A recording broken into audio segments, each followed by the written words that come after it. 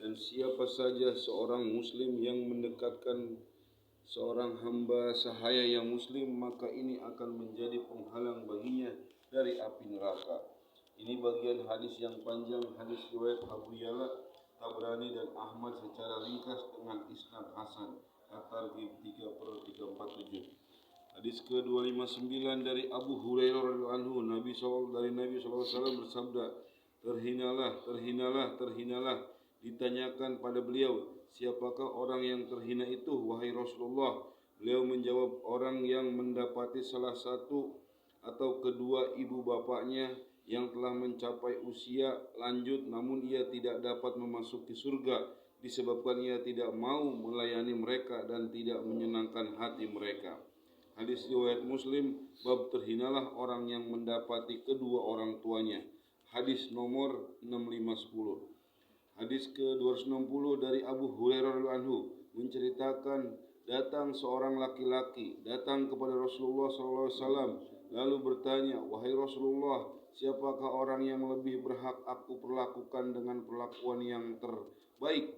Beliau menjawab, ibumu. Lelaki itu bertanya lagi, kemudian siapa lagi? Beliau menjawab, ibumu. Lelaki itu bertanya lagi, kemudian siapa lagi? Beliau menjawab, ibumu. Lelaki itu bertanya lagi, kemudian siapa lagi? Beliau menjawab, ayahmu. Hadis riwayat bab siapakah orang yang lebih berhak memperoleh perlakuan yang terbaik. Hadis nomor 5971.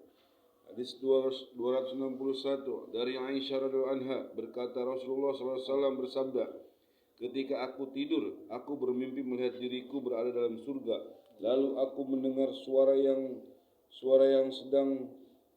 seorang qori sedang membaca Al-Quran. Maka aku bertanya, siapakah ini? Mereka menjawab, ini adalah Haritsah bin Nu'man. Kemudian Rasulullah SAW bersabda kepada Aisyah radhiyallahu anha, demikianlah amal bakti karena Haritsah bin Nu'man sangat berbakti kepada ibunya.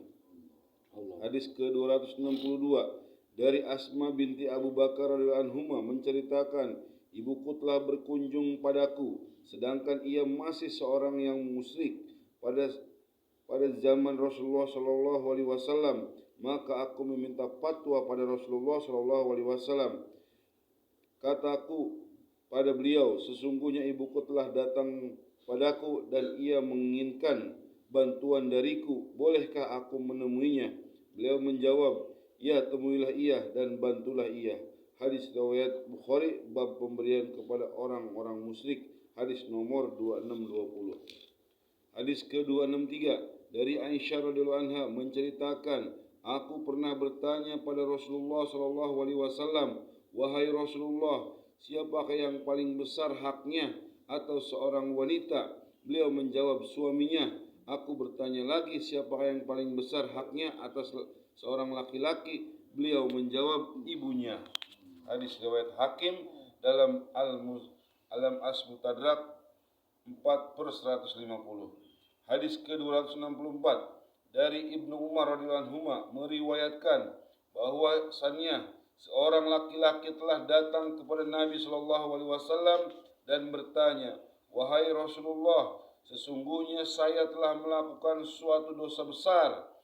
Adakah taubat bagiku? Rasulullah SAW balik bertanya, apakah engkau mempunyai ibu? Ia menjawab, tidak.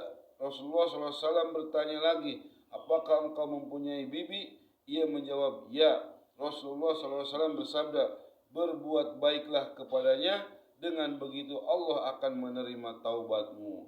Hadis riwayat Tirmizi, bab berbakti kepada bibi, hadis nomor 1904. Masya Allah. Yang terakhir, hadis ke-265 dari Abu Umamah radhiyallahu anhu berkata, Rasulullah SAW bersabda, melakukan amal yang ma'ruf dapat menghindarkan kematian yang buruk. Sedekah secara sembunyi-sembunyi dapat meredakan murka Allah, dan menyambung silaturahmi dapat memperpanjang umur. Hadis riwayat Tabrani dalam Al-Kabir dan isnadnya hasan. Mazba'uz Zawaid 3/293.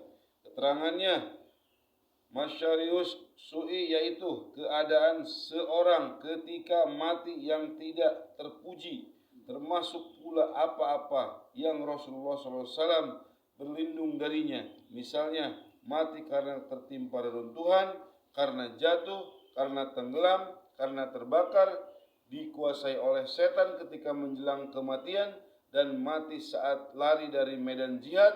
Tuhfahul Azwan 3/330, menyambung silaturahmi dengan jalan memperhatikan, menjaga, memberi bantuan dan sebagainya.